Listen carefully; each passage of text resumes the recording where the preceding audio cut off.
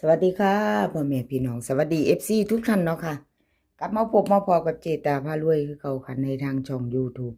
คลิปนี้เจตาก็จะวางแนวทางของ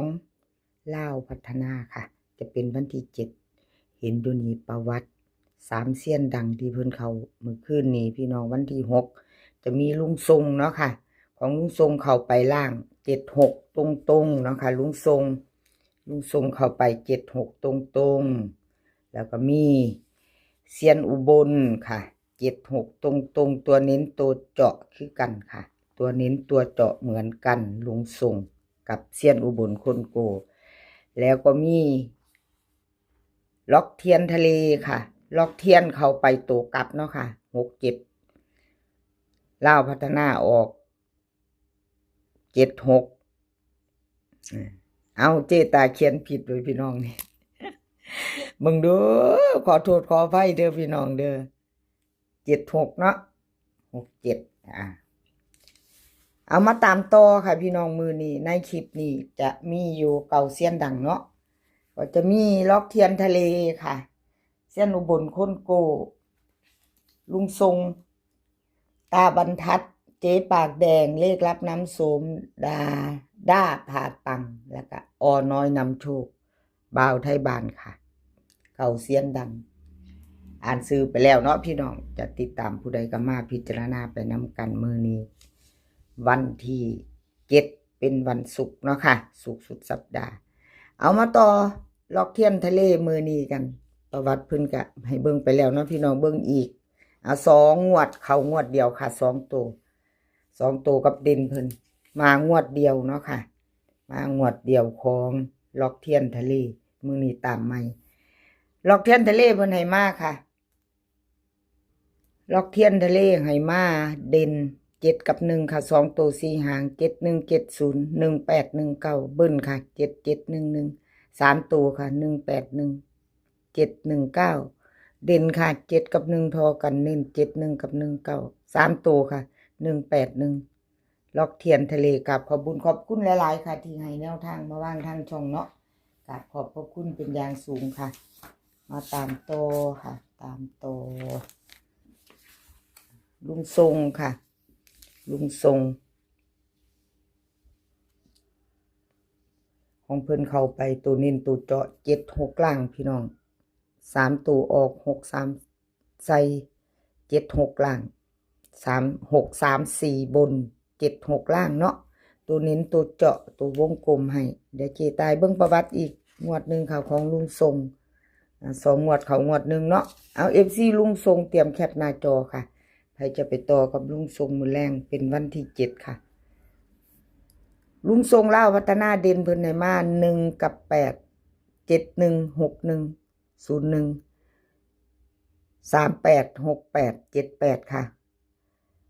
กัน31กับ08 3ตัว3หาง671 068ค่ะ738เด่น1กับ8 2ตัวมี6หางเพิ่นเน้น4หางเด้อค่ะลุงทรง7161 38 68ค่ะ3ตัวเน้นทั้ง3หางค่ะที่วงกลมให้3หางเนาะกราบขอบคุณลุงทรงหลายๆค่ะที่ให้แนวทางมาว่างทางช่องของเจตากราบขอบพระคุณเป็นอย่างสูงมาต่อด้วยเซียนอุบลคนโกค่ะเซียนอุบลคนโกเพิ่นเข้าไปตรงๆเต็ม634บน76ล่างเข้าไปตัวเน้นตัวจอเนาะกอดข้อกันมาอันบ่ได้กอดข้อกันมาเด้อเจตาเขียนผิดพี่น้องขอโทษขออภัยนี่บ่แม่นเนาะค่ะมากผิดโอ้ผิดดีแท้เจตาเจ้าเพิ่นมาตัวเดียวเด้อค่ะเด่น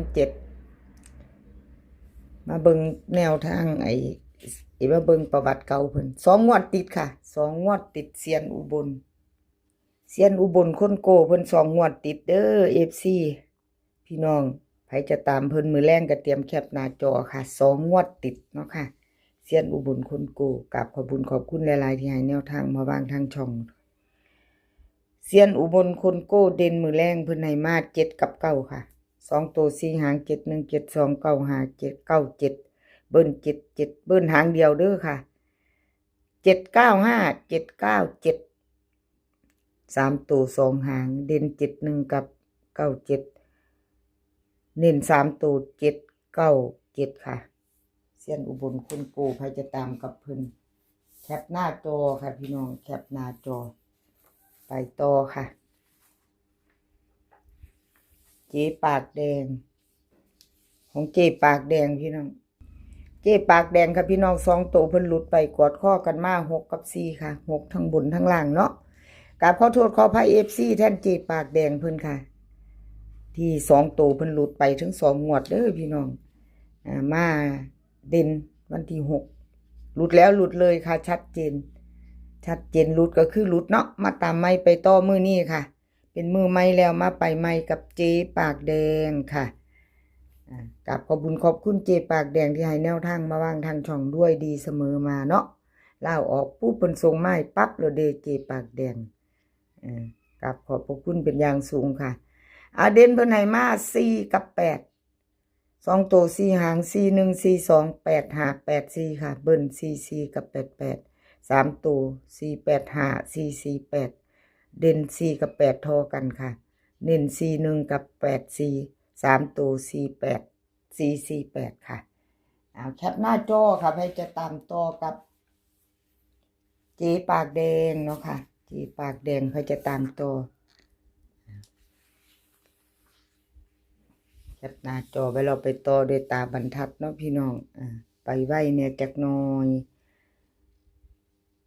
แคปท่านบ่พี่น้องแคปหน้าจอท่านบ่ตาบรรทัดค่ะเมื่อคืนนี้6 3 4 3 ตัวบน7 6ล่างเพิ่นเข้าไป3 ตัวเดียวเด่นเนาะเด่นของตาบรรทัดค่ะกับขอโทษขออภัย FC แทนตาบรรทัดเด้อค่ะแนวทางเพิ่นหลุดไปแต่วันที่หามาอยู่พี่น้อง22เนาะ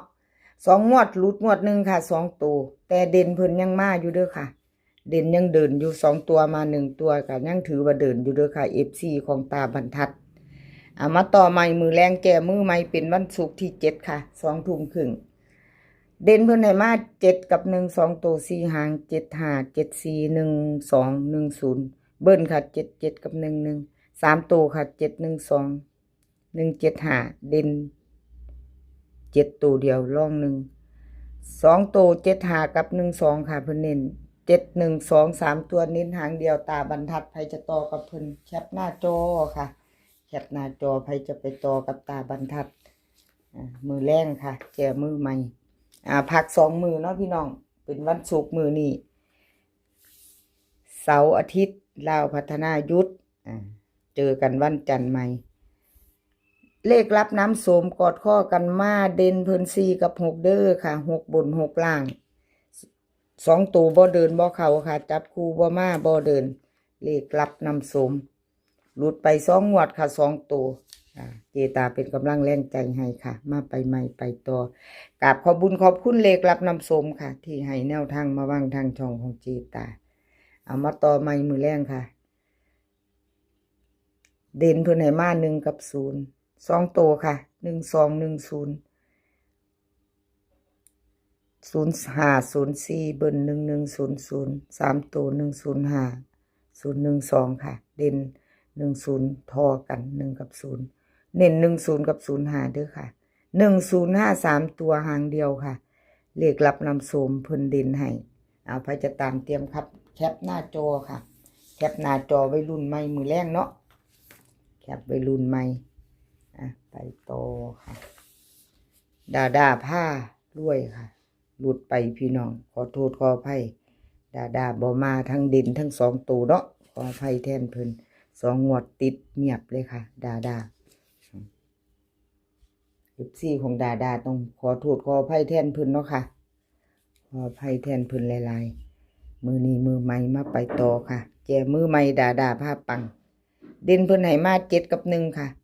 2 ตัว4 หาง7 1 7 0 1 5 1 6เบิ้ลค่ะ7 7 1 1 3 ตัว7 1 5 1 1 7ค่ะเด่น7 กับ 1ทอกันเน้น7 1 กับ 1 5ค่ะ3 ตัว7 1 5ดาพาปังกับขอบุญขอบคุณหลายๆค่ะที่ดาพาปังให้แนวทางมาว่างทางช่องด้วยดีเสมอมานะแคปหน้าจอค่ะพี่น้องไปจะแก้มือกับดาพาปังเนาะไปต่อบ่าวไทยบ้านค่ะ บ่าวไทยบ้านค่ะพี่น้องเด่นมือนี้เพิ่นให้มาวันที่7เด่น0กับ8 2ตัว6หางค่ะ0282 0383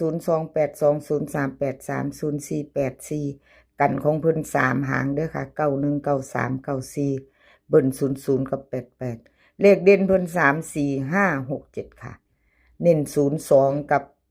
82เด่นเพิ่นก็เน้นทอกันเด้อค่ะวงกลมให้กับขอบคุณบ่าวไทยบ้านค่ะที่ให้แนวทางมาวางทางช่องเนาะกับขอบพระคุณเป็นอย่างสูง